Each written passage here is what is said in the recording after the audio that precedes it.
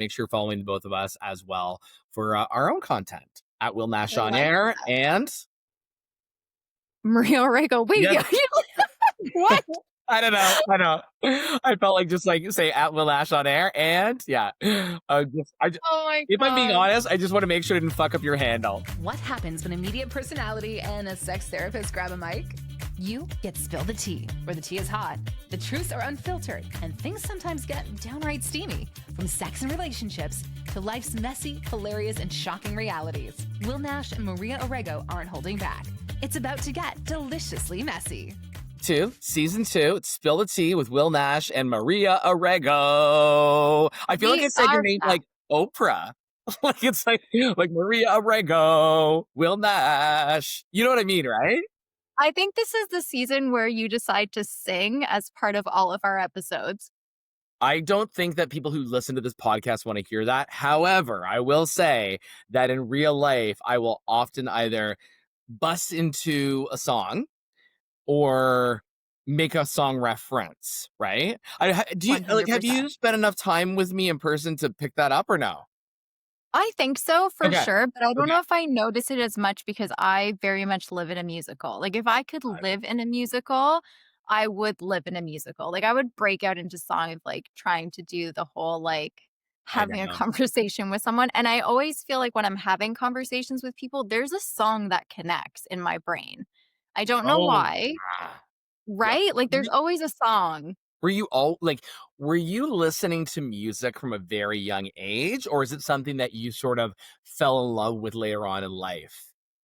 Yeah, I definitely was listening to music from a very young age. I was also a theater kid though. So I also Mm. just loved being part of theater, and my parents were very big on making sure that we were very much like exposed to all of those things, right? Like So the ballet and theater and musical theater, all of it. so can you actually sing? That's a great, that's such a funny. Can you carry a Act- tune? I can, yes. Yes, I What? can. There you Okay. go. You found Yeah, out okay, so something. give me your best, Alphaba. No.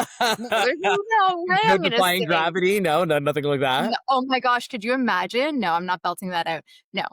Okay, Yes, I fair. can sing, Yeah. but I'm not by any means like a 10 out of 10. Like I Mhm, can carry a tune, but mhm. I'm more like the background dancer than I am like the forward. That's Yeah. fair. And you know what? Let's be honest, nothing would work out if you didn't have the background singers and the background dancers, right? You need those to make the showman, the A-type personality look great. So, no, I'm just curious. I'm just 100%. always fascinated with people who, because I've met people and I find it so bizarre. And it doesn't matter what you listen to, what you gravitate towards. Like when I meet someone that says that they don't like music or they don't listen to it, I'm immediately like, what is your problem? Like something has to be wrong with you. No, seriously. Like, they're like I'm not, because it's just like, and it's only because I have such a deep love for music. Like, even if I'm say at work and there's something on in the background, like I don't even care if it's something I would go to, but just having it around is it's so important to me. Yeah, it's important for your soul, but there are people out there that really either don't like music or can live in complete silence, That is which is also so like weird to me. Can you talk about like I would never be in a relationship with someone who was like that. No, not doing it. I'm not doing it because it's just not happening. I don't think you could though. Like, could you? I don't think you could physically, Will Nash, be in a relationship with someone that's silent, and you couldn't be silent around them. They'd hate you. Definitely not. Definitely not. As I send a 5-minute voice note to my friends, right? Like, yeah, definitely not possible. Now, that being said, even though I want people to a little behind the scenes, I want people to know, I want you to know that uh, again, I will have music on a lot, but there are also times when I don't have anything on. I have nothing on TV, nothing on playing music, so but then to be honest, I find that like when that does happen, especially with the music thing, if I'm in a bit of a mood, I feel like music helps. Oh, of course it does. And I think you've mentioned this multiple times. Like, Yeah, music is therapeutic, right? Like, of course it absolutely. helps. It speaks to you, it gives you energy, or it changes your energy. Yeah, it's amazing. I know, I know. Well, anyways, there's a little side rant on music, but if you have any thoughts on that, you're listening to the podcast right now, let us know at the Spill the Tea Pod on Instagram, TikTok, Threads, all the socials that are out there too. And make sure you're following both of us as well for our own content at Will Nash I on like Air. that. And Maria Orrego. Wait, yes, what? I don't know. I know. I felt like just like say at Will Ash on air, and yeah, Oh my if I'm being god. honest, I just want to make sure I didn't fuck up your handle because I was just in my mind I saw sex therapist, and I was just like, I know you have so many different accounts, but I don't want to say the wrong one. But yeah, Oh yours my is god. easy to remember. Hilarious. Oh, Um, that's so funny. you know, one of the things that we talked about on our last episode was how we want to make sure we're keeping up with the spiciness, the salacious, spill the tea questions, way back at the roots. That was what this was all about. So we just want to make sure we give you that question sooner in the episode, right? So that's been important. And so far, from what we found from our first episode, you seem to be enjoying that. So thank you so much for listening. And let's get to it. Are you ready for the first question, Maria? I am ready to spill the tea. Let's do it. What's our question today? Okay, here we go. Hey, Will and Maria, we have been exclusive for 3 months, but he still has his dating apps on his phone just for fun. Am I being paranoid or is this a red flag? What you think? What does just for fun mean? Like, what does that, what? I would need to know more about what it means for just for fun. Um, Gut reaction, yeah, no, be paranoid. That's a little messed up. I think that this sounds now, I don't know why, and I hope this doesn't come across as sexist because it doesn't necessarily need to be this way. And I have no idea on the person's gender, sexuality, and whatnot. Why am I picturing this as coming from a female and it's like this like douchey guy that she's dating? Like I know that's a little presumptuous, and don't be an ass and assume, and I get that because I know it can go the other way around. It could be a same Mhm. sex couple, whatever. But I don't know why. I sorry for being judgmental, but that's just where my head goes. I love the judgment. I mean, well, realistically, let's say stereotypically, that is Yes. kind of what we're looking at, right? Yeah. I Yeah. also think that, like, let's say if you are in like male female relationship, if a woman's doing this, she's doing it with other things, more so like DMs, private DMs, or like she has like a coworker she's interested in, or she's keeping like an ex flame still kind of alive in the background, right? Yeah. I don't know if you would catch that many women with dating apps, like, Yeah, that's continuously true. running while they're exclusive with someone, just because, honestly, dating apps take a lot of work. They do. Now, have you ever been in a relationship with someone and kept the dating apps on your phone just to check? What define relationship? Established. So you not that you're just dating and you have a few guys on the go, 'cause I'm sure that's how you are, right? I know how I got away with saying that because I'm just saying it and joking. But it's like like much like this person, you've established that you are in a committed relationship. This one was 3 months in. You've never done that, right? No, immediately no. No, Yeah. because I think, again, it depends on, like I've said this a million times in our first season. If you establish a contract, you establish a level of communication where you both understand what's appropriate and not appropriate. You do that in the beginning stages of your relationship. If you're 3 months in and you guys haven't decided whether or not your apps should still be running, you have a bigger problem than the apps, right? So once you're in a committed, exclusive, maybe monogamous relationship, I would say the apps disappear instantly. But if you're in an open relationship and you've both talked about keeping the apps alive, then that's totally fine. And I know a lot of couples that use the apps to find people to like hook up with, right? Yeah. Or like bring into the bedroom. But it's the same thing I would say if your dating apps are still Mhm. like alive and well, or your Snapchat is still Ooh. alive and well and you're in a relationship, run the other way.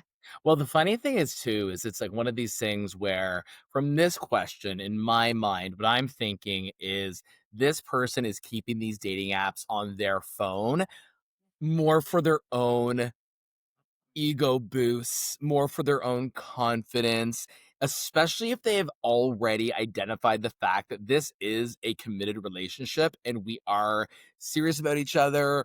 we are together. This is not an open relationship. This is not we're dating around because that happens too. Like people will be dating and they'll say, listen, like, Thursday I'm seeing this person, Saturday I'm seeing this person. But this sounds like before the whole dating app thing that you have established what this relationship is.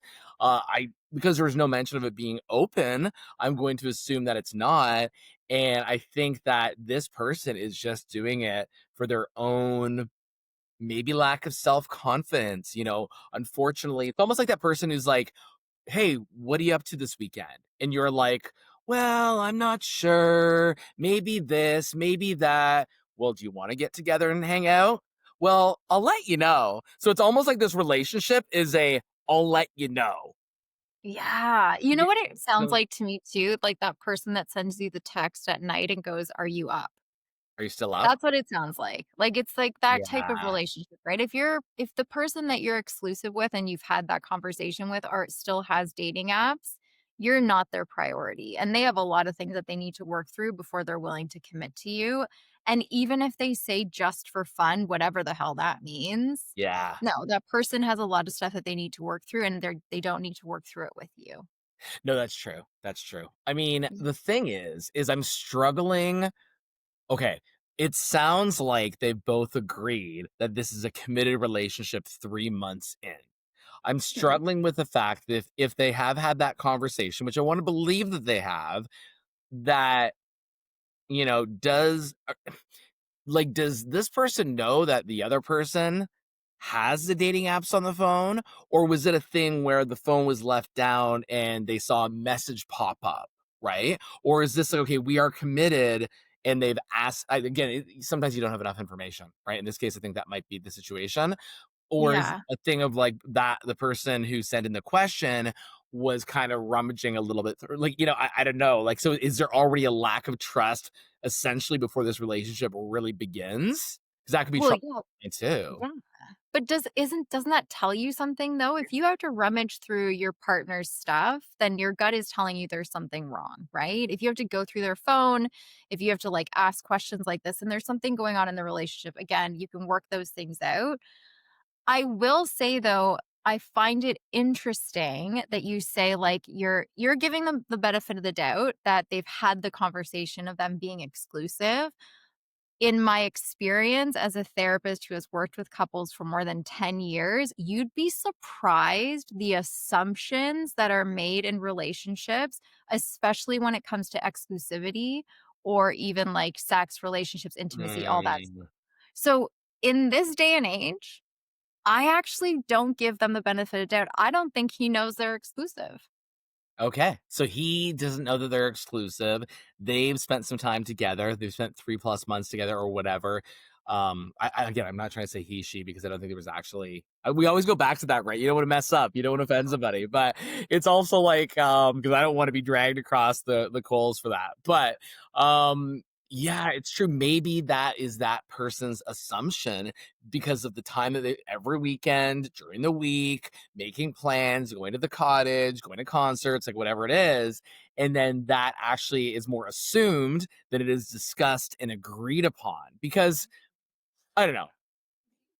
I think for me, and I've maybe made this mistake when I've been interested in somebody else in the past, is I have struggled, like, when I was younger, more so, like, having that I know it sounds kinda silly, but, making sure I have that conversation early on, because I've had situations where I haven't, that I thought I was actually more serious with somebody than I was, and then I've been in a scenario where my feelings were hurt because this guy shows up to the party with another guy, and then I'm like, "Oh, right? I thought that we were heading towards that way." So in that moment, while it was early on, I regretted not saying something earlier. And I thought, okay, you know what? When I enter a relationship that I think is going to go somewhere, I think I'm going to identify that earlier, which I actually think it would be better right now than I was when I Mhm. was younger.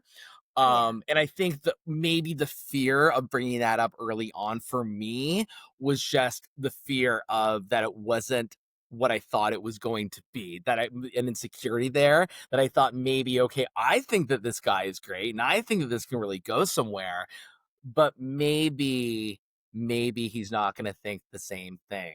Right. Um, I'll tell you, I don't know, I kinda have a thought too. It's like, I was during COVID, I know I'm just kinda, like, blurting out things, so tell me to shut the hell up at any point, is like, I was actually really interested in a guy, when during COVID, when I had moved for a job about 4 or 5 years ago, and Mhm. he had been through a divorce, and we had hung out a couple of times. Um and it was hard because when I actually did tell him that I was interested in him, because again, like I had went over to his house, I had met some of his family members. We had, he was asking about my new job at the time, and he seemed to have like a lot of interest in me. And then I remember when I was like, okay, like I don't know, I was because I really liked him at the time. I was really nervous to like pour my heart out to him. I love that you're blushing right now as you're saying But this. I was, because I was really, you know what I mean? I'm not even just doing this for show, like, I really, really, really was interested in him, and then, I mean, it is crushing when someone says they think you're wonderful, but they're not necessarily looking for a relationship at this point in time. Mhm. Um, so I get it. Yeah. I get both sides, right? But it's like, I guess you gotta be true to yourself, and it's like, it took me a while to kind of move on from that, and this is someone who I'm actually still friends with. But, yeah. Like, I didn't yeah, and They might be listening. he could be listening, but honestly, Maria, at this point, there's been so many situations, like, I don't know if you feel the same way, but there's been so many situations in my life and in my personal life that obviously I'm not gonna divulge every dirty detail, but I feel like if I don't share some of this stuff on this podcast, why the hell am I even doing it? Yeah, I love that. You're right. Yeah. And And what's he gonna say? "I'm sorry for telling you the truth?" Like, or like, like, it's just like, why not share that aspect if I can yes. share that nugget, just to show anyone who's listening that, you're not alone, because often you can feel alone. And I remember talking to friends through that situation 4 or 5 years ago, and just being like, your heart's sinking, right? Your chest feels like it's tightening up. Yeah. But I got through it. You know what I mean? I Yeah. got through it. Yeah. But you know what though? It's better to know in advance than to like drag yourself out and make yourself, because I think our imagination, our fantasy, our daydreaming can get away with it, like from us, right? It can become like, oh my gosh, like he said this, or like you always have those people that are like reading every single word of a text message of like, oh, this is what he meant, or this is what Yeah, they're doing, or this is what they're thinking about me. And honestly, and I know this is heartbreaking, someone can tell you that they love you and still not choose you. So yeah. it does come down to having really open, transparent, vulnerable conversations that are hard, and most people avoid them. It is very difficult to have. But in every situation, those conversations are actually what are going to make your relationship work or not work and save you time and energy and a whole lot of like mental baggage of trying to imagine whether or not you two belong together. So, even going back to this question of like, should I be paranoid? Is something going on? They're still on dating apps. I would put money on the fact that they probably haven't had a clear conversation of what their relationship looks like, what their boundaries are. And if I can say any word of advice, do not read into words, understand actions, and get truth out of people that you're in a relationship with. Don't just like take your own daydreams and assumptions as truth, because they're usually wrong. Can I just say that I am actually listening to your answer to this Spill the Tea listener's question, and being like, okay, writing this note down, writing this note down for myself. I'm completely in a self-serving moment here. So Spill the Tea audience, please forgive me, because you're right. It's like much like anything, whether it's, holding off how you really feel about someone, wanting to identify it, holding off coming out, or whatever it is, it's like you do, and I've done this in my own life, like, tend to and I don't know why, romanticize things. So then by the time you actually are there, you're like, okay, so didn't maybe have that ending that I wanted. Maybe you did, because you never know, right? I'm Mhm. always surprised though when I go through that, like, just kind of not to make it about me, but talking about my situation before relating to this question from this listener, is like, I think we do tend to romanticize things or not have those serious discussions. Not just me, but like people who do that, because we only want that happy ending, right? We want to believe in love. We want to believe that, especially if I feel like I'm a good reader of character, even through a text message or whatnot. So I think that like when you don't get what you want, it is heartbreaking, but at the end of the day, it's still going to be heartbreaking no matter Mm. when you do it. So to save yourself that mental health, that anguish, we should probably do it better, right, therapist? Or early I alert I therapist? yes. Oh Yeah. my god, yes, I agree. I Yeah. will say that play devil's advocate. I do think though sometimes we also fantasize and we over romanticize an idea of a person. And then I don't know if this has ever happened to you, but I know it's happened to me. And I know a lot of people that have gone through this, where you make this like picture in your head of what it's going to look like and Oh my be. god. And then you end up with that person and you're like, oh, you're nothing what I wanted or like what I thought it was No. or that fantasy. So like I also think on the other side, even if that person does choose to be with you and you guys Yeah. end up together, it could also backfire on you, which is why I always think like talk it out, have transparent conversations, put the cards on the table because if you don't, then you either are going to end up with like a complete like dud that you didn't actually want to be with or you might get hurt on the other side because that person's not thinking what you're thinking in this relationship. It's an interesting point, right? Because I think that when you go back and you think about the people that you've either had feelings for, crush on, maybe fell for, you always think it's going to be this sort of fairy tale visionary love life, right? And I Uh-huh. am sure that in most cases, that's not actually how it is. And I mean, I only say that not even from my own experience, but just talking to friends of mine who are either married or in long term relationships. And it's like, they kind of are like, listen, like, yes, he is great. Yes, she is wonderful. But for those people who will be a little more open about their relationships, they'll say, I mean, look, she does this, he does this. And it's like, okay, so they're human too. They're not 100% perfect all of the time. I think that, again, it's that Instagram versus reality thing that tends to happen to so many of us. Now, you were kind of Yeah. giving your take. What I will say is, I would say, and this is a bit of something that maybe I could work on myself in the future, is try and establish that status as soon as you think that it's going somewhere. I think that Mhm. would be my sort of last sip for this episode. Because if Yeah. not, then you're only going, it's as hard as it is, maybe, and if you're feeling insecure, you're feeling unsure on how that other person is going to react. If you're feeling that things are going somewhere and this is someone you'd like to spend some time with, develop a relationship with. I think that like even though you might feel like it's too soon, like obviously I'm not talking like the first date or something like that, right? Like you've spent a little more significant time with one another.